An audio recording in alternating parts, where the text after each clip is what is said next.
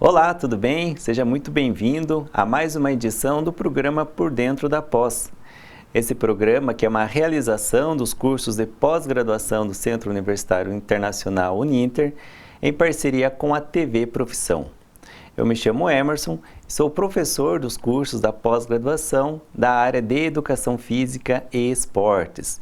E no programa de hoje nós vamos conversar, dialogar com você, juntamente aí com o nosso convidado, que já nós vamos apresentá-lo, sobre a manipulação de resultados esportivos no futebol e a regulação das apostas esportivas. Um tema aí que está sendo bastante discutido no meio do futebol, principalmente, e que dentro de tantas discussões, no final de 2023, nós tivemos essa regulamentação das apostas esportivas. Muito bem, então deixa eu apresentar aqui o nosso convidado, o professor William Maia. Tudo bem, professor? Tudo bem, professor. É um prazer estar aqui para a gente poder falar, sobre esses assuntos que são tão pertinentes ao futebol, ao esporte em si. E vamos analisar alguns pontos sobre as apostas, sobre a manipulação de resultados, os casos que já aconteceram. Muito bem, nós tivemos muitos casos, né, professor? É claro que eu acho importante a gente trazer um pouco desse histórico sobre essa reflexão da manipulação no futebol, de casos, né, que foram aí julgados e muitos descobertos, inclusive, principalmente nos últimos anos. Mas eu gostaria, assim, que você trouxesse um pouco desse histórico, né? Não só desse momento recente, mas nós tivemos também outros episódios, não é mesmo? Sim, a mídia hoje está mais focada nos últimos casos, né, que gerou principalmente a Operação Penalidade Máxima, que foi uma operação muito grande a âmbito nacional, mas engana-se, né, quem pensa que é algo muito recente. Né? Lá em 1982, por exemplo, nós já tivemos um caso de manipulação de resultados que teve mais de 100 acusados, salvo engano foram 125 acusados no esquema chamado Máfia da Loteria Esportiva, aqui no Brasil. Esse caso ele foi julgado 2 anos depois e em 85 somente 20 pessoas foram indiciadas por conta do problema, por falta de provas. Então, veja só, lá nos anos 80 a gente já tinha casos de manipulação que foi aferido, que foi julgado. Né? Em 2005 tivemos o famoso caso da máfia do apito, onde tinha um árbitro envolvido nas questões de manipulação de resultado por conta de apostas em plataformas online, né? Que são tão discutidas na atualidade, mas isso já acontecia lá em 2005. Na época também teve 11 jogos anulados e um empresário que foi preso junto com esse árbitro pela manipulação de resultados. E também acontece fora do Brasil. Né? Em 2006 teve um grande escândalo na Itália com árbitros que eram contratados para apitar jogos já com algo prévio combinado e naquela ocasião resultou inclusive na Juventus rebaixada para a Série B da Itália. Né? Ou seja, professor, não é um caso assim, exclusivo do Brasil, né? Exato. Só do futebol brasileiro, acontece em outros países, como você trouxe o exemplo aqui da Itália. E é importante a gente conversar com quem está assistindo nesse momento, porque assim, de que forma que ocorre, por exemplo, essas apostas esportivas e essa questão da possível manipulação. De que forma, por exemplo, que um apostador ou essas casas da aposta podem interferir, por exemplo, naquilo que as pessoas mais têm assim como um momento de lazer, de acreditar. E o futebol por si só é o grande esporte do brasileiro, que para as pessoas num dia de trabalho para assistir a Copa do Mundo, que a pessoa deixa de fazer muitas atividades para justamente ter o seu momento de acompanhar o time, seja no estádio, seja em casa, enfim, são diversas possibilidades ali, mas faz com que as pessoas acompanhem muito o futebol.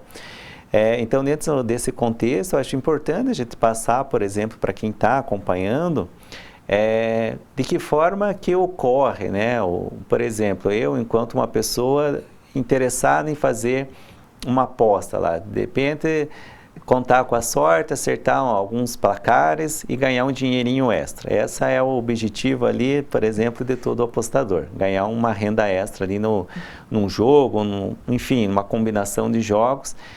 Então, por exemplo, a pessoa tem essa possibilidade dentro da plataforma de buscar ali, marcar qual time que pode ganhar o jogo, né? Então ela faz uma aposta simples, né, no vencedor do jogo, mas além né, professor, dessa aposta do vencedor do jogo, existem inúmeras possibilidades. A questão, por exemplo, da equipe que pode levar mais de 2 cartões amarelos durante o jogo, a equipe que pode fazer mais que 5 escanteios no decorrer do jogo, que pode ter pênalti a favor. Enfim, um jogador específico tomando um cartão vermelho. Ou fazendo gol. Exato, ou fazendo os gols. Tem a questão do placar de primeiro tempo, placar de segundo tempo, se time A vai tomar mais de 1 ou 2 gols. Tem infinitas possibilidades dentro das plataformas para você realizar a aposta, né? Tem várias vertentes da fezinha. Exato. E aí, nesse contexto, né, professor, acho que é importante explicar, por exemplo, para o pessoal que está acompanhando, aqueles que não conhecem ou não sabem como que funciona. Então, existe lá algumas possibilidades de jogos, né? Então, por exemplo, a plataforma coloca lá, ou você monta a sua aposta, colocando que a equipe vai ter o primeiro escanteio no jogo, a equipe vai levar um cartão amarelo no primeiro tempo ou no decorrer do jogo todo, e muitas vezes a equipe pode ter um pênalti a seu favor, ou pode sofrer um gol de pênalti, enfim, faz a combinação que deseja. E nisso, por exemplo, o apostador aplica um valor X de R$5, R$10, enfim, R$1.000, são várias possibilidades ali, e vamos colocar hipoteticamente, que ele aposta ali R$50 numa aposta. Só que esses R$50, se toda essa combinação que ele colocou ali, do primeiro escanteio, um pênalti a favor, cartão amarelo durante o jogo, ou de determinado jogador, como você mencionou ali, pode render para ele R$50.000. Então, é claro que brilha os olhos dessa pessoa e eu vou tentar a sorte ali. Só que o que acontece? Essa questão da manipulação vem justamente nisso, porque apostadores faziam suas apostas e tentavam manipular justamente o jogador que estava envolvido naquele jogo, né? Foi essa, como você mencionou muito bem, a operação penalidade máxima, né? Foi denominada desta forma em 2023, após aí algumas acusações de jogadores envolvidos em esquemas de manipulação de resultados. Isso fez com que esses apostadores, né, e que formaram inclusive aí uma quadrilha, conforme depois foi explicado aí pelo meio jurídico, de uma forma com que eles ganhassem muito dinheiro, mas em determinados episódios, conforme um acordo que eles fizeram com alguns jogadores, esses jogadores não realizaram aquilo que até então era o combinado e fez com que eles tivessem prejuízos milionários também.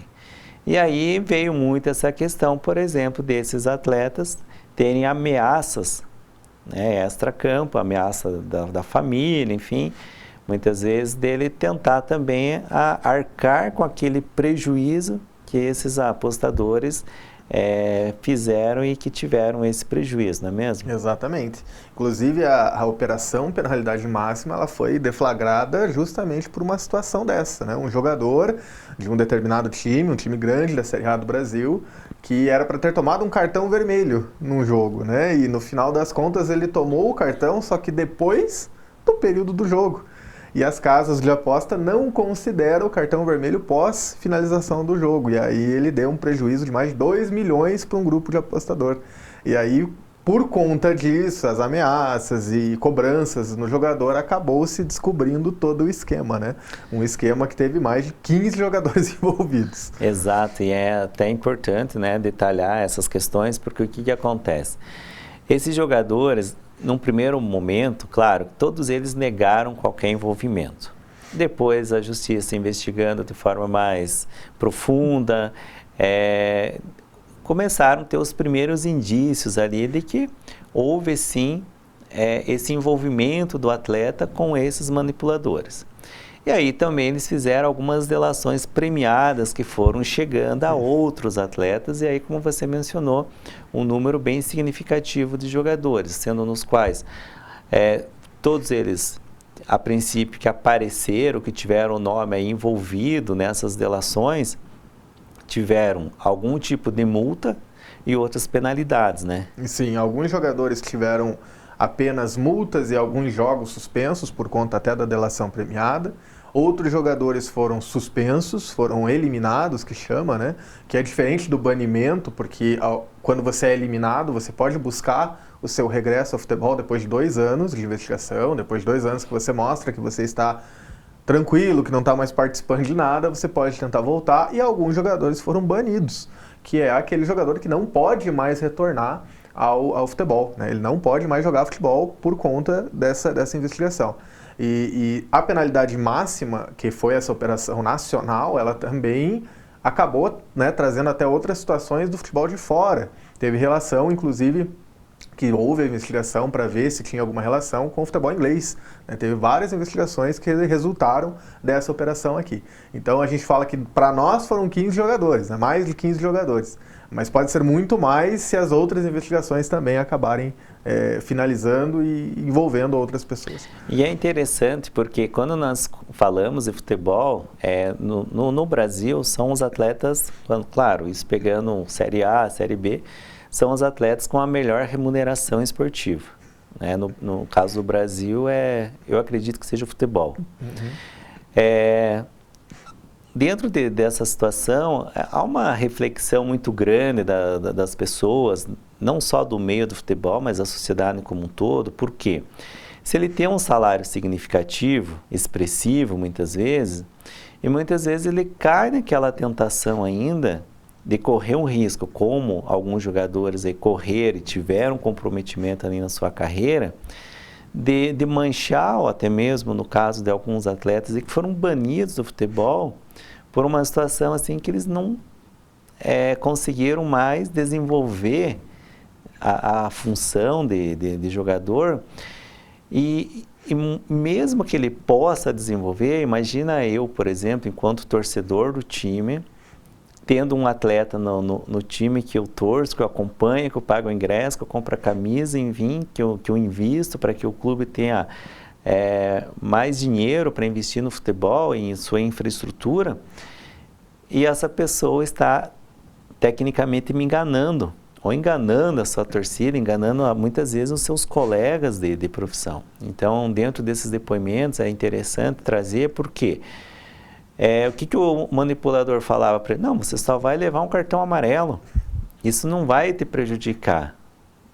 Mas espera aí, um cartão amarelo já deixa com que esse atleta na gira do futebol pendurado por uma outra ação que ele não possa executar, porque ele pode levar o segundo amarelo e ser expulso.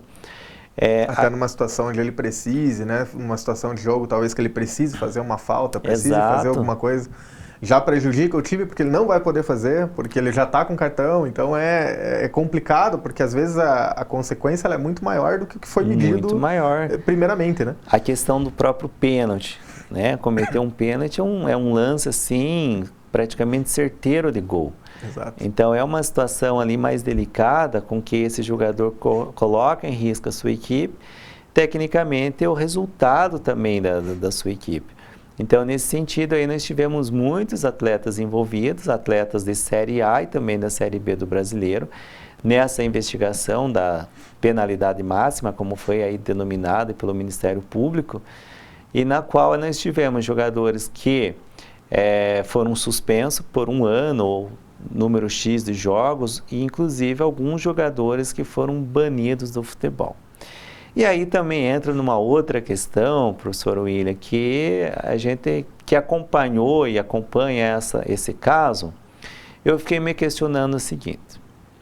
Um jogador, por exemplo, da Série A, como foi o Eduardo Balmer lá jogando no Santos, um jogador que tem uma remuneração expressiva, significativa, ele foi suspenso por 1 ano do futebol, 1 ano, né, que ele foi suspenso, porque eu acho que 12 jogos em 1 ano. Mas após esse ano, ele voltou ele poder voltar, no caso, a praticar o futebol. Outros que jogavam séries inferiores e que tinham uma remuneração bem menor, teve jogador que foi banido, mas pelo mesmo ato. Ou seja, de cometer, por exemplo, ali, levar um cartão amarelo, levar um cartão vermelho. É claro que em alguns casos teve essa questão da delação premiada, outros não. Mas eu acho assim que a lei tinha que ser igual para todo mundo. O que você acha sobre isso? Eu concordo. E, inclusive, quando a gente para e analisa um pouco mais o caso específico, né? Jogadores de Série A, se a gente analisar, tem um maior apelo da sociedade, porque pouquíssimas pessoas acompanham a Série D. Pouquíssimas pessoas que não estão envolvidas com seus clubes diretamente acompanham, por exemplo, a Série B, a segunda divisão do Campeonato Paranaense. Né? Hoje nós temos um clube que tem uma demanda popular grande, que está na segunda divisão e aí acaba gerando essa atenção. Mas até pouco tempo atrás, quando não tinha os grandes clubes nessa divisão, poucas pessoas, né, acompanham. Então você tem um apelo maior, aquele jogador ele tem um salário melhor, uma estrutura melhor e ele tomou 12 jogos. Enquanto o jogador que está lá nas séries de base, que ganha às vezes um salário de 2 mil, 2.500, 3 mil reais, que se envolveu naquela questão da aposta, que veio com promessas de 50, 60, 70 mil reais, e aí ele foi banido. Concordo que eu acho que é desproporcional. Eu acho que não houve uma proporcionalidade. Por que não suspende todo mundo ou bane todo mundo? Eu acho que o peso do erro ele é igual para todos. Ah, mas o jogador lá da Série D se envolveu para juntar o grupo de apostadores. É o mesmo peso do atleta de Série A, que tem um clube que tem uma história muito grande, que tem uma visibilidade muito grande, que os ganhos serão maiores justamente porque a aposta se dá numa primeira divisão nacional. É o mesmo peso, né? É a mesma, tem que ter uma proporção. E né? Além dessa questão, por exemplo, que você mencionou ali, tem dos próprios clubes. Por quê? Nós tivemos o exemplo claro do próprio Curitiba, que teve um jogador envolvido, que foi o Aleph Manga. Uhum. O Aleph Manga foi afastado durante o período ali que ele esteve em julgamento, mas o próprio clube tentou defendê-lo para que ele fosse novamente integrado ao grupo, treinasse com os jogadores e para que voltasse a vestir a camisa do time. Ou seja, dá aquela sensação de que eu fico imaginando, por exemplo, o torcedor do Curitiba nesse momento ali. Como a gente falou no início, paga o ingresso, vai ao estádio, torce pelo seu time, assim como qualquer torcedor vai fazer, mas tem ali um atleta que por trás está manipulando um possível resultado, está jogando a favor de manipuladores, pensando no bônus que ele vai ganhar e muitas vezes deixando de jogar pelo time, que o torcedor quer o quê? Quer a vitória. Então, assim, e aí vem o clube, defende esse atleta e faz de tudo para que ele volte a jogar. E tem um outro detalhe, porque se o clube dispensá-lo, de imediato tem outro interessado no futebol dele. Então, assim, é algo assim que a gente fica refletindo qual que é a moral desses clubes de futebol, porque no caso, tudo bem, o Curitiba, né, foi prejudicado e tal, mas se dispensa um atleta que tecnicamente pode ainda contribuir para o time, fez um investimento para comprá-lo, ele pode sair de graça para outro clube e lá render ter um desempenho técnico favorável ainda para outro time. Então, é uma questão aí reflexiva para a gente fazer e fazer com que as pessoas que estão acompanhando. E nesse contexto todo, né, nós tivemos aí dirigentes do futebol que levantaram a bola de uma forma mais forte em relação a isso, colocando algumas possíveis evidências de que essa manipulação no futebol aconteceu e ainda acontece, mas isso aí é um papo para que a gente faça depois do nosso intervalo.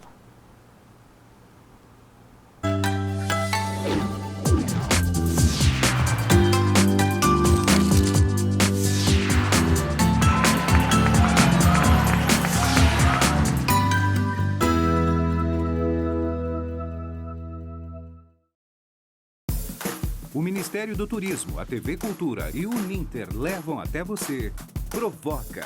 Ainda bem. Metrópolis. Linhas Cruzadas. Estação Livre. Matéria de capa. Senhor Brasil. Repórter Eco. Opinião. Planeta Terra. E Quintal da Cultura. É muito legal. Aqui tem dramaturgia, sustentabilidade, documentários, música, inclusão, diversidade. Já que tá tudo aqui. Aqui tem cultura.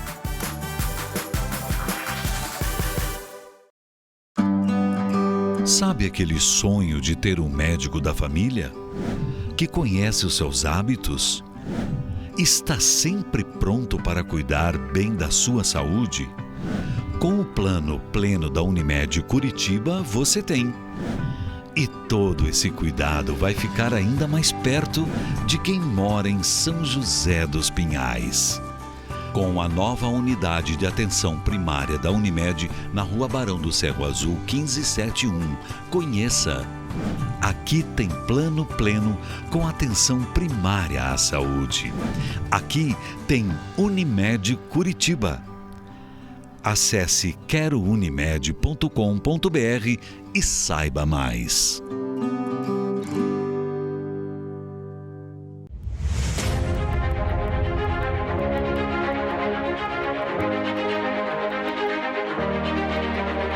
Localizado no ponto mais privilegiado de Curitiba, no Alto do Pirazinho, o sítio de transmissão do Super Canal 13, 13.1 TV Cultura, uma das emissoras mais admiradas e premiadas no Brasil e no exterior, com mais de 400 prêmios.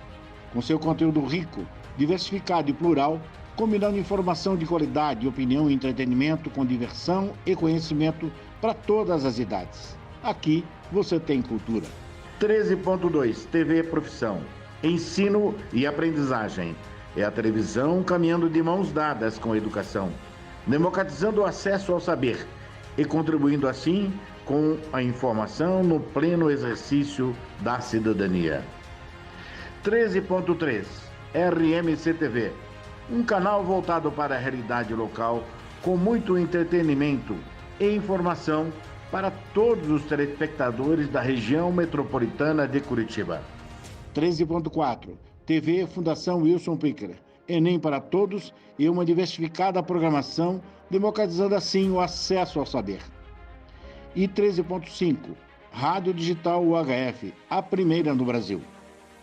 A multiprogramação do Super Canal atende a mais de 3,5 milhões de telespectadores em Curitiba e na região metropolitana, nas cidades de São José dos Pinhais, Piraquara, Colombo, Almirante Tamandaré, Bocaiúva do Sul, Campina Grande do Sul, Quatro Barras, Araucária, Fazenda Rio Grande, Campo Magro, Campo Largo, Contenda, Lapa, Balsa Nova e Itaperiçu.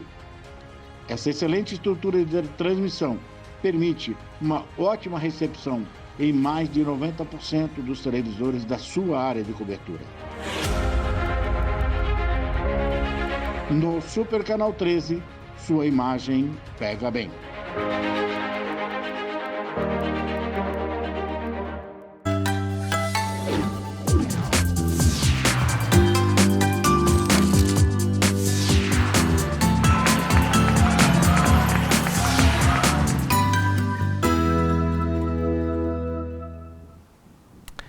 Voltamos para o nosso segundo bloco aqui do programa Por Dentro da Pós. Hoje estamos falando sobre a manipulação de resultados esportivos no futebol e a manipulação de apostas esportivas. Bem, professor William, nós conversamos bastante já sobre essas plataformas, algumas questões envolvendo jogadores de futebol nessas apostas esportivas, essas possíveis manipulações de resultados. E recentemente também, diante disso, nós tivemos aí um episódio que marcou muito com os dirigentes de clubes, que foi justamente essa possível manipulação no futebol brasileiro, inclusive aí que poderia comprometer os resultados esportivos que levaram, por exemplo, um determinado clube a ser campeão num campeonato ou de outro. Então, aí teve algumas acusações e que a própria justiça brasileira, né, os parlamentares da Câmara dos Deputados ou também do Senado estão investigando aí uma possível manipulação. Antes de eu passar a bola para você, eu gostaria de falar assim que, por exemplo, o presidente do Botafogo, ele é americano e trouxe aí uma empresa voltada à inteligência artificial para fazer uma análise dos jogos e mostrar aí alguns comportamentos inadequados ou no mínimo assim duvidosos em alguns atletas em determinados lances.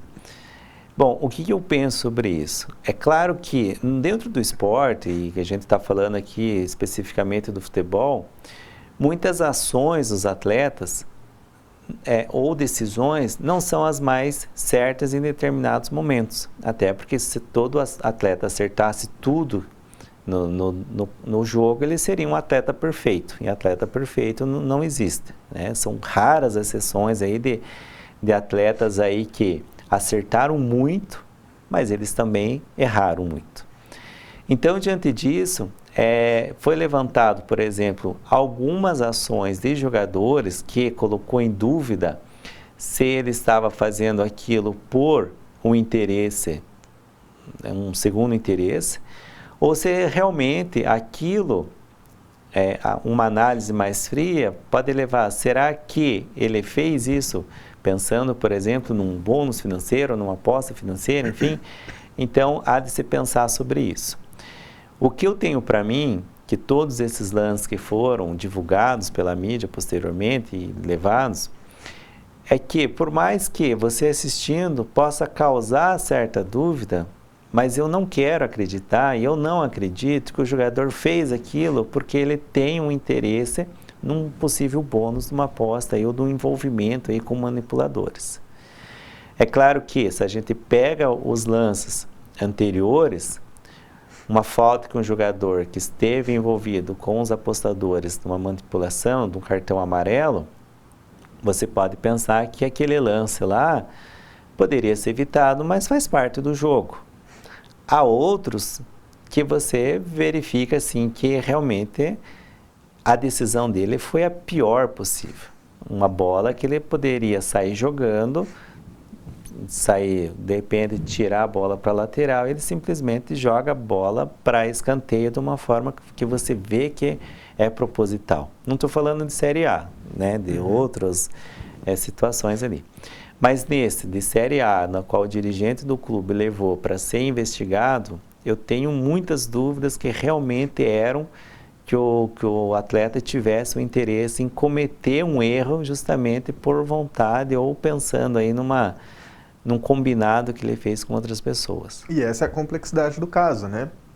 Que o John Textor, que é o presidente do Botafogo, o dono da SAF do Botafogo, levou esse relatório, contratou uma empresa de auditoria externa baseada em inteligência artificial para fazer essa investigação e alegou, né, que tinha provas, áudios, ele alegou que tinha uma série de evidências que provavam que o campeonato foi manipulado o resultado nos seus 2 últimos anos. Eu acho que é uma acusação muito profunda e esse relatório deveria ser tão profundo quanto as suas alegações. O que não aconteceu, ele foi chamado, ele foi multado, ele foi chamado a apresentar esse relatório e até o momento o relatório, todas as provas que ele apresentou são provas um tanto básicas demais para a complexidade do caso. Então entra muito nesse critério. Talvez aquela situação ali não esteja envolvido com a manipulação de resultado, foi apenas uma decisão ruim do jogador. E é complexo, de fato, você analisar esse tipo de jogada, porque justamente por ser muito abstrato, por ser muito, né? Quando que é somente uma decisão ruim, quando é uma decisão que tem um ideal por trás, algo que ele está uma vantagem, né? Seja financeira ou não. E no final das contas, ainda estamos esperando a apresentação da defesa do John Textor e a apresentação de dados mais sólidos para que essa acusação ela seja mais plausível. Ele foi convocado também para depor na CPI da manipulação, que foi uma CPI que veio a origem dela foi a a operação penalidade máxima, né? E agora a gente está esperando porque tem uma grande proporção essa investigação. Vamos ver se vem provas boas. Alguns desdobramentos estão acontecendo, né? Mas o interessante disso daí, e na verdade, assim, coloca em xeque o próprio futebol pelo seguinte: um outro bordão do futebol sempre foi a zebra. O que é a zebra? Uma equipe muito favorita para vencer um jogo e perder para uma que tem, assim, um nível técnico inferior, um investimento inferior, enfim. Isso sempre aconteceu no futebol. Por isso que o futebol, ele se tornou, não vou dizer que seja só por isso, mas um dos fatores que ele se tornou, assim, tão apaixonante é justamente porque a certeza do resultado ninguém tem. Porque pode colocar, por exemplo, uma equipe... né? Exatamente. Então, hoje, quando uma equipe ela é muito favorita para vencer a outra e ela perde, a maioria das pessoas e dos torcedores e alguns dirigentes já pensam no quê? Opa, tem alguma manipulação, algum envolvimento aí acontecendo. Então, você coloca em xeque essa questão, por exemplo, de que parece que hoje a zebra no futebol não pode acontecer mais. Exato. E ela não vai deixar de acontecer. Um outro fato são a arbitragem. Né? Você trouxe, por exemplo, o caso de 95, que 2005. De 2005, a máfia do apito, né? Isso. De alguns árbitros que estiveram envolvidos ali com justamente essa manipulação de resultados. Só que a arbitragem no Brasil sempre teve problema. Nós, brasileiros aqui, nunca tivemos os melhores árbitros, por exemplo, comparado ao nível também da Europa. É claro que ali eu coloco vários fatores e não culpo só os árbitros, culpo também os jogadores. Sim. Né? Porque assim, o que o jogador joga o árbitro contra a torcida, o que ele simula lance, enfim, é uma série de fatores no futebol para que a arbitragem não se torne uma das melhores que nós no contexto do futebol. Aí, ultimamente, nesse contexto, muitos árbitros também estão sendo acusados e sem nenhuma prova de que eles estão envolvidos nesse processo de manipulação. Pois é. E o legado disso vai muito além. A gente fala muito, né, da palavra legado quando a gente fala sobre Jogos Olímpicos, Copa do Mundo, grandes competições. Mas o futebol ele também tem um legado pelo peso histórico que apresenta.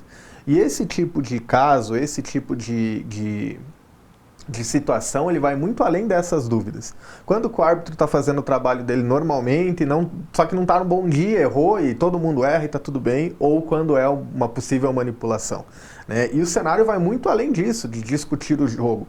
Ainda vai para outros tipos de dados, como por exemplo os dados apresentados pela Sport Radar, que diz que o Brasil é o país com mais jogos suspeitos do mundo, né? Sendo 2023 109 jogos que eles julgaram os resultados suspeitos, que poderia ter tido algum tipo de manipulação, e em 2022 153 jogos. Né? Do ano passado, 2023, são 15 jogos a nível CBF e 94 de federações estaduais. E o país lidera o ranking há 2 anos consecutivos. Né? Então, assim, qual é o legado que esse tipo de caso, né, que casos comprovados de manipulação deixam para o esporte? E qual que é a consequência disso? Uma delas é justamente questionar tudo o que acontece dentro de campo. Né? Pô, o que está acontecendo? É uma manipulação? Não é? Aconteceu uma zebra que é normal. Ah, esse jogo está sendo vendido, talvez não seja. Então isso é um legado que esse tipo de caso de desonestidade acaba deixando para o esporte. E não é o que a gente quer para o futebol, que é um esporte tão amado, que é um esporte tão querido no nosso país, né? E ainda nesse dado da Sport Radar, eles divulgaram que no mundo há uma suspeita de 880 casos de jogos que poderiam ter tido algum tipo de manipulação. Né? A média é tão grande e assustadora que é a média de um jogo a cada 160. É o legado negativo que esses casos deixam para o esporte e que a gente tem que confiar que esses casos serão resolvidos e voltar a ser o futebol que a gente tanto gosta, que seja um esporte confiável, que a gente veja as resoluções acontecendo para que esse esporte não seja mais palco de tanta dúvida. Perfeito. E nesse contexto, né, professor William, é claro que nós tivemos toda essa discussão, essa abordagem, e aí onde que entra a lei? né? Porque as casas de apostas aconteciam em outros países já regulamentados e no Brasil não. E muitos clubes estavam, inclusive, sendo patrocinados por casas de apostas, mas sem a devida regulamentação delas perante aí a justiça do país. Só em investimento, né? Um adeno, só um adeno que o investimento dessas casas de apostas no futebol brasileiro passou de 3 bilhões. Exatamente. Em patrocínios a clubes. Então a gente vê o tamanho dessa estrutura, né? Exato. Então, nesse sentido, no final de 2023, teve lá a normativa do presidente da República, consolidando essa lei aí que regulamenta as casas de apostas no Brasil. Então, desde então, isso, claro, que tem uma série de fatores e também benefícios para a regulamentação, para deixar algo mais concreto, para que as pessoas também que tenham interesse, inclusive, em fazer uma fezinha, uma aposta lá num determinado time, jogo, enfim, competição, para que ela tenha, assim, uma segurança, inclusive, em quem que ela está realizando essa aposta, né, que são essas casas regulamentadas. E isso também para o governo é muito interessante, porque vai trabalhar justamente com ou ter retornos de impostos, não só, por exemplo, do saldo líquido, vamos dizer assim, dos ganhos que um apostador tem, que se eu não me engano são 15%, né, em cima do ganho do apostador, e 12% em cima do lucro das casas de aposta, não é mesmo? Isso. E sendo desses 12%, por exemplo, é estimado que 2% sejam colocados para educação, para contribuição social, e os outros 10% para áreas como a saúde, educação, segurança, o próprio Ministério do Esporte, né? E essa regulamentação ela veio até por conta que as casas de apostas nem têm, muitas vezes, nem endereço fixo de escritório, não tem nada, absolutamente nada nesse sentido, é a plataforma completamente online. E aí veio essa medida taxativa para as casas de apostas para que transpareça uma segurança maior. Exatamente, essa regulamentação aí para o próprio Ministério do Esporte é o maior beneficiado, são 36%, se não me engano, por exemplo, desse valor aí que vai somente para o Ministério, que dá um valor aí muito significativo. Nós estamos falando aí, um estudo inicial aí colocava até 14 bilhões de reais aí dentro do orçamento do governo nos próximos anos, para que ele tivesse aí essa regulamentação e também esses benefícios vindo, né, em forma de impostos para o governo, para que ele possa justamente desenvolver programas aí, não só na área do esporte, mas como o professor William mencionou, também na área da saúde, na área da educação. Até incluindo que essa porcentagem de taxas e tudo mais, esse lucro talvez seja até um pouco maior, esse dinheiro direcionado ao governo, justamente pelo fato que os termos que tinham na regulamentação, que eram em relação à isenção de imposto de renda em algumas situações específicas, ou ainda a distribuição de prêmios sem ter a necessidade da autorização do Ministério da Fazenda, por exemplo, foram vetados. Então, acaba que a porcentagem das taxas talvez seja até um pouco maior e o retorno seja maior. Então, se as apostas continuarão acontecendo, eu acho que a regulamentação ela vem para, pelo menos, tentar diminuir a possibilidade de prejuízo e aumentar o investimento, talvez no próprio Ministério do Esporte, que vai transpassar por isso, que vai estar envolvido com esse tipo de situação, né? Perfeito. E dentro desse contexto, até você mencionou, por exemplo, o patrocínio dos clubes, né? Dentro da Série A, Série B, a maioria dos times hoje do Brasil são patrocinados por diferentes casas de apostas. Inclusive o próprio Campeonato Brasileiro, né, leva o nome aí de uma dessas casas de apostas como um patrocinador aí oficial também do campeonato. Ou seja, eu acredito que essa regulamentação ela foi mais que importante e necessária, porque há um bom tempo, como você trouxe já todo esse histórico dessas apostas acontecendo aqui no Brasil, e faz com que toda essa regulamentação evite fraudes e evite, por exemplo, que o campeonato seja colocado o campeonato não, vamos dizer assim, o principal esporte, a principal modalidade, coloque em dúvida aí as pessoas que gostem também, que têm esse interesse em acompanhar. E essa regulamentação, ela foi uma ação até tardia, se a gente parar para pensar. Porque lá no caso da máfia dos apitos, da máfia do apito em 2005, os apostadores envolvidos naquelas situações faziam as suas apostas em plataformas online. Então a plataforma online de aposta já está presente, óbvio, né? Eles usavam plataformas internacionais, mas a aposta era feita daqui. Então já está presente no contexto do esporte há muito tempo. Talvez até essa regulamentação já tenha sido uma ação extremamente atrasada em relação ao futebol brasileiro e a esse mercado que existe, que nunca deixou de existir, e digo até que nunca vai deixar de existir, porque é algo muito atrativo para a população fazer a sua fezinha no esporte que gosta, no esporte que entende, né? E eu acho que já foi tardio, já é tardio. Vamos esperar que causem boas ações futuras em relação a essa regulamentação. Legal, William. Bom, estamos chegando aí ao final do nosso programa. Gostaria de agradecer ao professor aí pelo bate-papo, pela contribuição, trazendo muita informação.